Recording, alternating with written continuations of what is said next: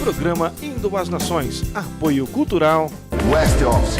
Vendas 3088-4008. Realização PAN, construtora e incorporadora. Loteamento Residencial Jardim Itaipu 2. Primeira etapa vendida em apenas 30 dias. Garanta seu lote na segunda etapa em condições especiais de lançamento. Venda PAN Incorporações 3095-6525.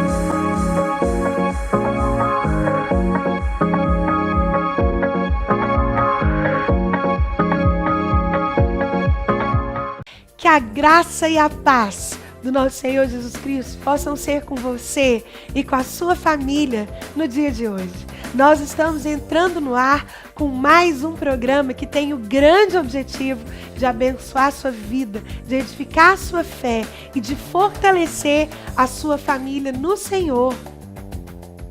E no programa de hoje, nós preparamos muitas atrações que vão fortalecer você. Você vai ouvir uma palavra ministrada por mim na nossa igreja sede, uma palavra que vai fortalecer sua fé, encorajar você rumo à vitória, enfim, galgar os andares até que você conquiste aquilo que você deseja. Você também vai poder conferir testemunhos gravados na nossa igreja de coisas que o Senhor tem feito, de alvos alcançados, de milagres reais que o Senhor executa ainda nos dias de hoje. Talvez você precise de um milagre aí, vai ser fortalecido com os testemunhos de hoje no nosso programa. Você não pode perder. E tem ainda uma pastoral com o nosso pastor presidente, o pastor Célio. Enfim, tem muita coisa boa para você. O nosso programa está começando. Dá tempo de você ligar para alguém e convidar para ficar conosco aqui no programa que tem o objetivo de levar até você o melhor de Deus. Eu volto já.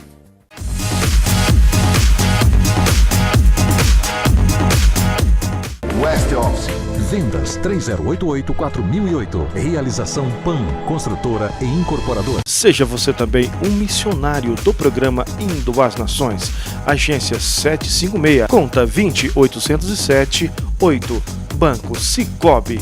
Programa Indo às Nações, levando a palavra de Deus aos quatro cantos dessa terra. Centro de Recuperação Casa da Paz. Projeto de recuperação com drogados e dependentes químicos. Na Rua 12, quadra 4, lote 4, setor San Diego, Goianira, Goiás.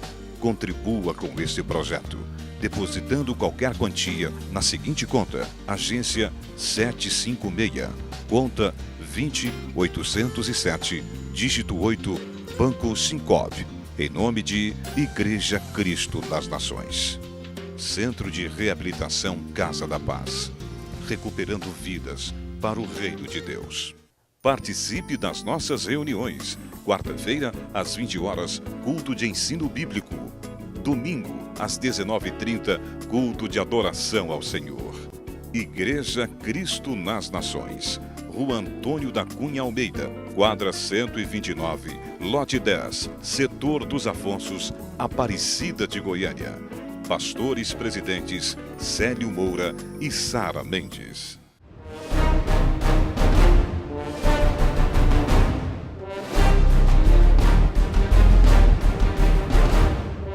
O Senhor nos chama para sermos embaixadores da paz.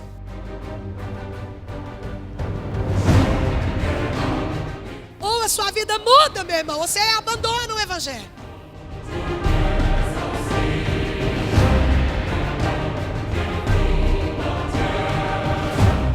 Ei, há um Deus que luta por você.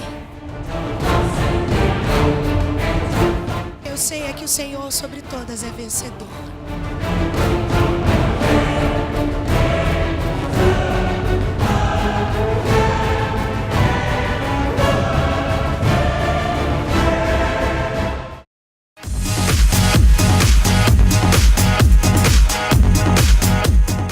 fazer uma reflexão com você acerca de uma parábola que a Bíblia descreve sobre um homem que saiu a semear.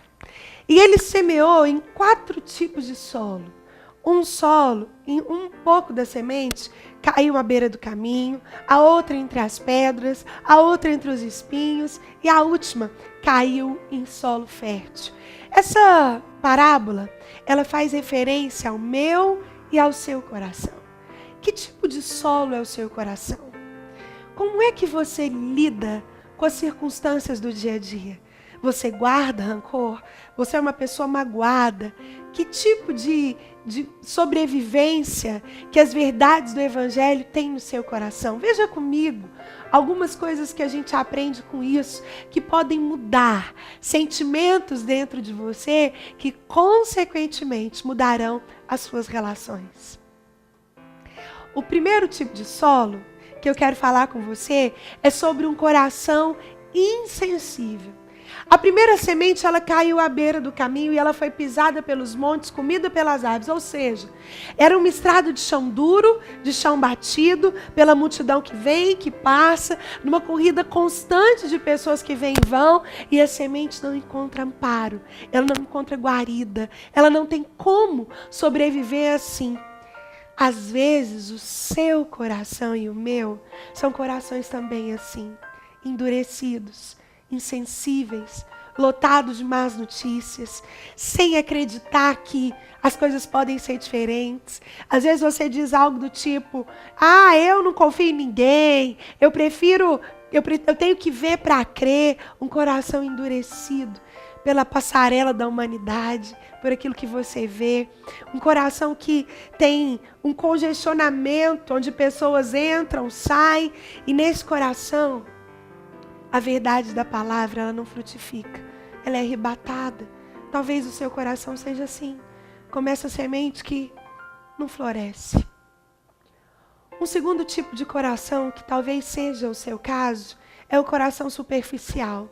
A segunda semente que o semeador distribuía, ela caiu sobre as pedras.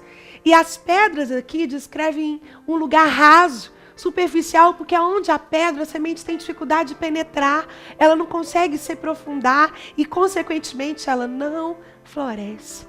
Existem pessoas que têm esse coração fechado, superficial, seus relacionamentos não progridem, você torna as relações descartáveis, porque você não consegue se aprofundar em nada e em ninguém, e muito menos se aprofunda em Deus. E aí a palavra diz que o Senhor está à porta e bate, mas você resiste. Ou não, você fica até um tempo indo à igreja, mas depois você desanima, não aconteceu o que você gostaria. E a verdade do Evangelho não é cultivada no seu coração.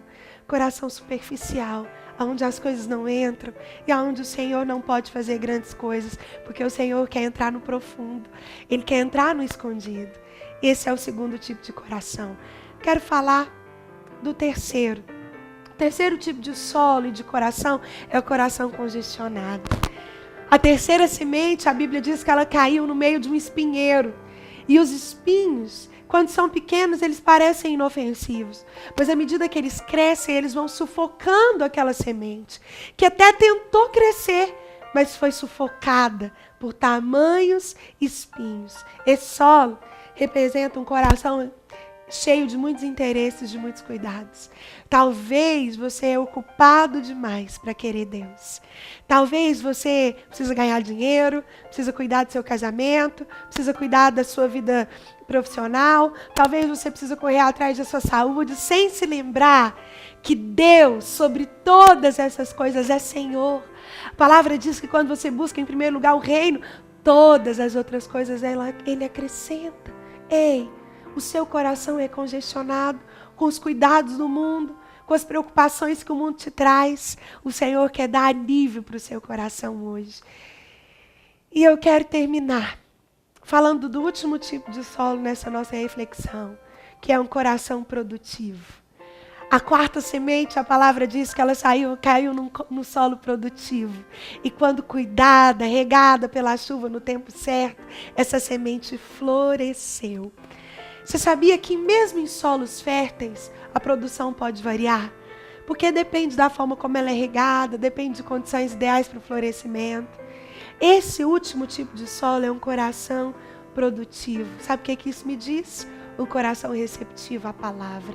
Você que está me ouvindo até agora, provavelmente tem esse coração produtivo. Um coração que deseja por verdades do Senhor. Um coração que almeja por conhecer mais de Deus. Um coração que ao menos se permite ouvir sobre o Evangelho.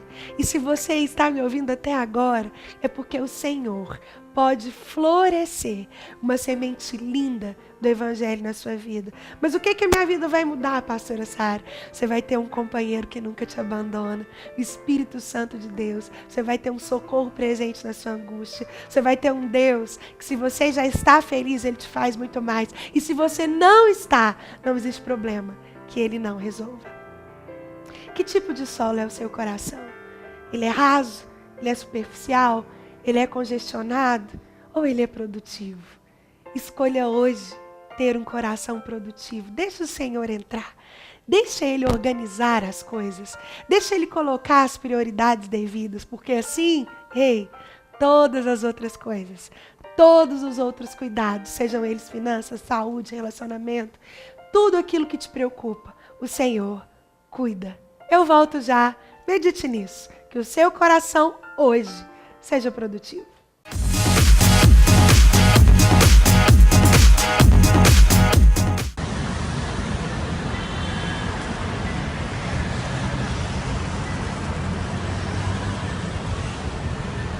Pôr do sol em Paris. É lindo. Cidade de luz, maravilhosa. Eu e a Sara vimos coisas lindas aqui. Mas também algo nos chamou atenção e ligou o farol amarelo. Muitos jovens, muitos homens, mulheres andando de um lado para o outro, fumando cigarro, bebendo em todos os pubs aqui da cidade. Muitos pubs, muitos lugares lindos, maravilhosos, muitas lojas, mas não vimos nenhuma igreja, não vimos nenhum missionário, não vimos ninguém pregando a palavra do Senhor em nenhuma feira, nem no Louvre, nem na Torre Eiffel, nem no Arco do Triunfo, nem aqui no centro de Paris, onde nós estamos aqui agora. Ninguém pregando a palavra do Senhor. E isso levanta algo no nosso coração. O que está acontecendo? A Europa, Paris e todos os outros países que compõem a Europa precisa do Senhor Jesus. Precisa de pessoas prontas, um coração cheio do Espírito Santo, para falar da palavra do Senhor. Você que está me escutando aí, que Deus possa colocar no seu coração uma semente missionária, e que você possa amar as almas, amar as vidas. Essas pessoas aqui, por fora são muito bonitas, mas por dentro estão perdidas, porque falta o principal, que é o amor de Jesus Cristo, o conhecimento da verdade. Que adianta ganhar o mundo inteiro e perder sua alma? Reflita sobre isso e deixe que o Espírito Santo coloque no teu coração uma semente missionária. Deus abençoe. Fique com Deus.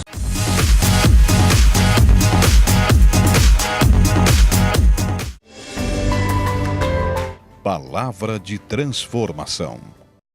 Quando você diz que você tem fé e você olha para o contexto de fé, para a descrição de fé, e você encontra lá certeza de coisas que se esperam e convicção de fatos que não se veem, só isso já é uma maluquice por si só, sim ou não? Como é que eu posso ter certeza de algo que eu ainda estou esperando? Como é que eu posso ter convicção se eu não estou vendo? É fé. Ai, pastora Sara, não tem fé. Não consigo ter fé. E aí então eu preciso te contar um outro versículo. A Bíblia diz que sem fé é impossível agradar a Deus.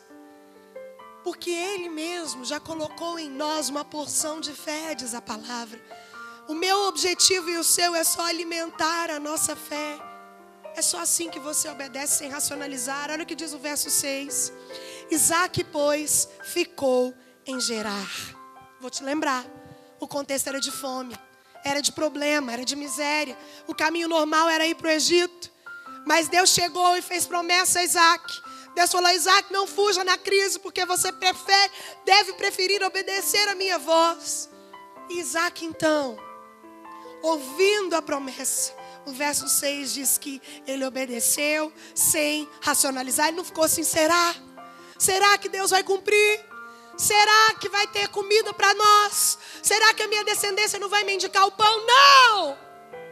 A palavra diz no verso 6, Isaque, pois, ficou em Gerar. Deus deu 2 ordens para ele: não desça para o Egito e fica na terra. Isaque não discutiu, não questionou, não racionalizou, não duvidou. Ele obedeceu prontamente, pacientemente, e ele tinha aprendido com Abraão.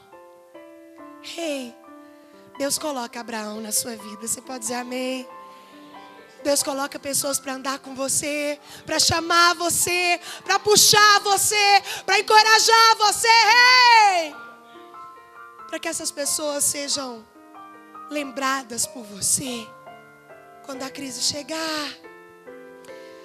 Isaque sabia que Abraão tinha saído e ele também saiu. Isaque sabia que Abraão tinha ido a Moriá e ele foi. Isaque sabia que ele tinha sido a principal oferenda do seu pai em fé. E ele obedeceu, meu irmão, o caminho da obediência. Segura isso aí. Sempre será o caminho da bênção. Não tem jeito, não tem atalho, não tem de outra forma. Você quer ser abençoado? Obedece. Na crise, não fuja de Deus. Não fuja de Deus. Na crise, obedeça. Porque o caminho da obediência sempre será o da bênção. Eu estou conversando com você sobre como transformar a crise em triunfo.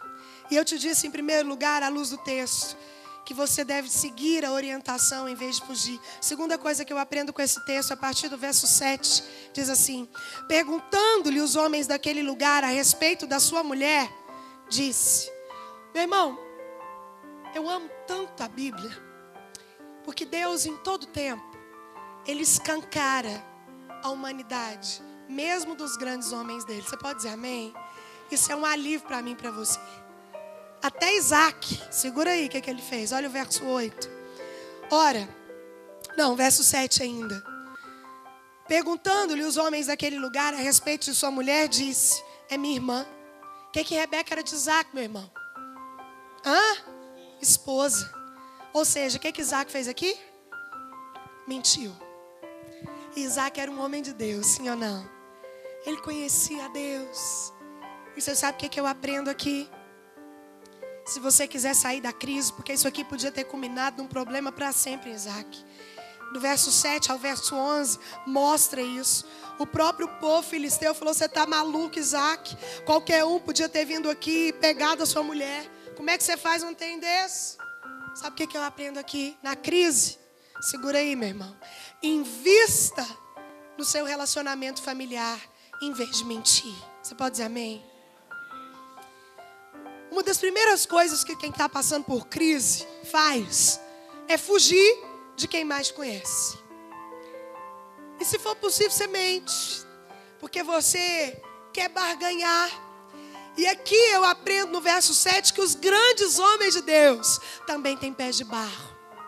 Isaque mentiu para salvar sua pele. E veja bem, ele não pensou na mulher. Ele deixou claro aqui que ele mentiu porque ele teve medo de morrer. E ele podia com isso ter colocado a mulher dele na maior das encrencas. Ele demonstrou que amava mais a ele do que a mulher. Ele estava preocupado com a segurança dele, não com o sentimento da mulher. Ele negou o mais sagrado dos relacionamentos, que é a união conjugal. Ele foi covarde quando devia ser mais corajoso. E isso não é credencial para sair da crise. Isaque colocou a esposa dele no balcão dos desejos, na vitrine da cobiça. Ele usou um dote físico de Rebeca, a beleza dela, como um fator de risco para ela mesma. E ele contou uma mentira. Só que, meu irmão, a mentira é só uma adiação da verdade, sim ou não? Uma hora você vai descobrir. Uma hora as coisas vão aparecer. E isso não demorou. A mentira contada no verso 7 se tornou a mentira descoberta no verso 8. Olha aí. Ora, tendo Isaque permanecido ali por muito tempo, Abimeleque, rei dos filisteus, olhando da janela, a casa já caiu aqui, viu que Isaque acariciava Rebeca, sua mulher. Aqui, Isaque já foi desmascarado. Rápido assim, simples assim. E no verso 8 diz: então Abimeleque chamou a Isaque e já fez a mentira descair na cara dele e disse: é evidente que ela é tua esposa. Como, pois, disseste, é minha irmã? Eu aprendo aqui, meu irmão, que os homens de Deus, os grandes deles, também podem ser incoerentes às vezes. A carícia na intimidade era uma contradição da negação do compromisso em público. Isaque só queria ser marido de Rebeca no quarto. Fora dos portões, ele não tinha coragem de assumir que era a mulher dele. Isso certamente feriu o coração de Rebeca. Você, mulher, pode imaginar isso. Quando você mais precisava ser poupada, guardada, privada, vem o seu marido e diz: é minha irmã, porque eu prefiro a vida dele. Um dia, eu conversando com a moça que trabalha na minha mãe há um tempo, e a gente conversando sobre morrer, que ninguém quer morrer, ninguém gosta de morrer. E aí ela disse que um dia ela e o marido dela conversando, e ele 20 anos mais velho que ela. E aí ela disse que os dois conversando, e ele falou assim: ai, fulana, eu quero morrer antes de você, porque eu te amo tanto, que eu não conseguiria viver sem você. E aí ela disse que olhou para ele e falou assim: pois eu não. Eu prefiro que você morra primeiro e ficar um pouco mais vivo, porque eu não quero morrer de jeito nenhum. E entre você e eu prefiro você, tá doido? E ela disse que ele ficou triste por uns dias, mas depois ele entendeu a sinceridade dela. Mas o Senhor te dá casamento, meu irmão, para que você se sinta protegido. Existem circunstâncias que só a aliança do casamento protege. E Isaque aqui feriu o coração da sua esposa. Daí para frente, deixa eu te contar. O diálogo morreu na vida de Isaque e Rebeca. Nunca mais eles conseguiram se recuperar. Sabia disso? Se você voltar a história ou for para frente, você vai ver. Rebeca ficou grávida de 2 gêmeos. E ela preferia um e o marido preferia outro. E eles viveram uma vida disputando qual filho que era melhor. O que eu prefiro, o que você prefere. O que eu prefiro, o que você prefere. E até o final da vida, Isaque estava quase morrendo. Cego já. A Bíblia diz que Rebeca queria proteger o filho mais novo. O gêmeo que tinha nascido depois. E ela fez uma mentira ali contra Isaque. Fez com que o filho fosse lá roubar a primogenitura do outro. Sabe o que eu estou querendo te dizer? Se na crise você começa a deixar de lado aquilo que é mais importante, que vai te sustentar na hora do equilíbrio, que é a sua família, talvez as consequências que você vai colher podem ser eternas. É por isso que nós aprendemos aqui. Está passando por crise, meu irmão. Seja ela financeira, na saúde, de consciência, de moral, seja ela qual for. Na crise, invista no relacionamento da família, em vez de mentir. Porque pode fazer mal, pode deixar cicatrizes que você nunca vai conseguir apagar. A velhice de Isaque foi vivida com a ausência de Jacó, a revolta de Esaú e a falta do diálogo com Rebeca. Mas essa semente Isaque plantou nessa situação. Foi aqui. O casamento continuou, mas ele deixou de existir para o motivo para o qual ele existe. A sua família pertence ao Senhor. O seu casamento existe para glorificar o nome dele. E esse deve ser o motivo pelo qual você vive. Esse deve ser o seu alvo. O casamento tem 2 razões de existir. 1, para glorificar a Deus. E 2, para a sua alegria. Tem gente que acha que o casamento existe para acabar de lascar com tudo, para deixar tudo ruim. Se fosse bom, não precisava de testemunha, sei lá, o tanto de coisa que o povo fala. Mas quando nós voltamos os nossos olhos para a palavra, nós entendemos que o Senhor nos deu o casamento para nós sermos felizes. Amém? E se você não tem sido, meu irmão, em nome de Jesus, eu quero liberar sobre a sua vida um novo tempo. Um tempo de ajuste, um tempo de conserto, um tempo de adequação, um tempo de voltar os olhos para o que a palavra diz. Porque quando ambos são crentes, você vai me perdoar, mas não há desculpas. Se os 2 cônjuges são crentes, meu irmão, você não tem desculpa para a crise no casamento. Porque Porque vocês vão voltar os olhos para o mesmo manual. Vocês vão buscar os mesmos papéis. Vocês vão entender o que Deus tem para cada um. E a crise morre quando ambos se dispõem a pagar o preço por isso. Isaac aqui cometeu 3 pecados graves. Primeiro, ele mentiu. Segundo, ele foi egoísta. Terceiro, ele teve medo. Uai, pastora Sara, o medo é pecado? Meu irmão, o medo é o contrário da fé. Todas as vezes que eu tenho medo, que Deus está entendendo é que eu estou sem fé. É por isso que eu aprendo aqui em segundo lugar, se você quiser transformar a crise em triunfo, não deixe que a crise financeira ou qualquer outro problema familiar fragilize o seu relacionamento conjugal. Você pode dizer amém? Palavra de transformação.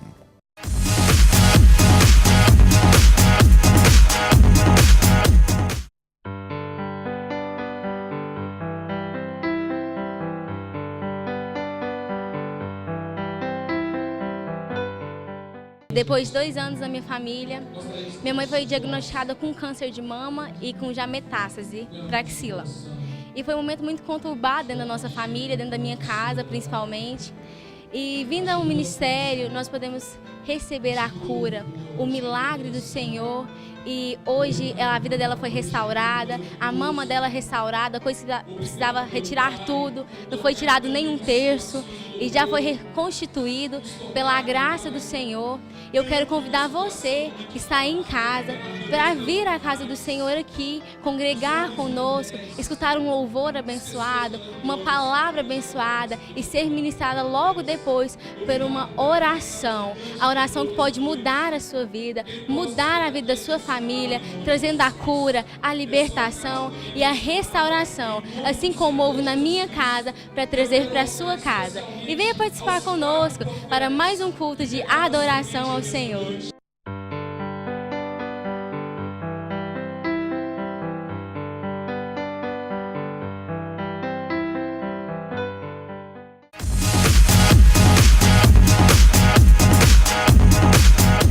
E nós estamos chegando ao final de mais um programa.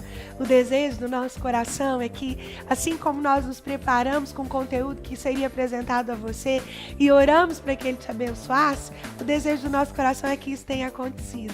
Em nome de Jesus, que você tenha sido abençoado pelos testemunhos, pela palavra da igreja, pela aquela palavra que nós falamos aqui sobre o seu coração e que ele continue guardado no Senhor. Que você tenha uma semana de vitória e que tudo na sua vida possa cooperar para o bem. Eu quero orar por você e abençoar a sua vida agora no poder do nome de Jesus. Vamos orar? Pai, é no nome de Jesus, Senhor, que eu quero te adorar por todas as pessoas que estão nos assistindo agora. Vidas preciosas ao Senhor, vidas que o Senhor ama, que o Senhor cuida. Pai, mas que muitas vezes estão passando por adversidades que não entendem. Mas o Senhor, sobre todas as coisas, é vitorioso. Tu és o Deus que não conhece derrota. Tu és o Deus que nunca chega atrasado. Por isso nós pedimos, em nome de Jesus, que o Senhor entre com providência na vida dessas pessoas. Pai, para a alegria delas, mas muito mais, para que o Teu nome seja adorado em todo o tempo. Eu os abençoo e libero sobre elas toda sorte de bênçãos, na autoridade, no poder, no nome de Jesus. Amém. E agora, meu irmão, que o amor de Deus, o Pai, a graça de Jesus Cristo, seu Filho, e as consolações do Espírito Santo de Deus sejam com você e com a sua família, não só agora, mas até a volta do Messias. Obrigada pela companhia, eu agradeço a sua audiência, convido você a nos acompanhar nas redes sociais, Instagram, Facebook, nos procure aí e vamos compartilhar durante esse tempo daquilo que o Senhor tem feito para nos abençoar. E eu quero finalizar o programa de hoje deixando o meu beijo e um abraço muito carinhoso para a minha grande amiga, pastora Ângela Cirilo, que fez aniversário essa semana. Pastora Ângela, que a graça do Senhor possa ser sobre você e sobre a sua linda família. A senhora é uma mulher de Deus, que inspira, que contagia e que tem sido instrumento na vida de tanta gente.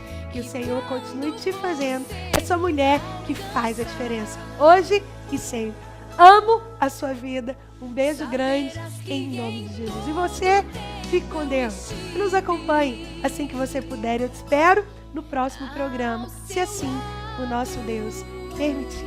Até lá, que Ele te abençoe. Os teus sonhos são meus, teus problemas são meus, tua vida também é minha vida. Eu de ti cuidarei, nunca te deixarei. Os teus sonhos eu realizarei. Vou te levar, te conduzir. E quando você alcançar, saberás que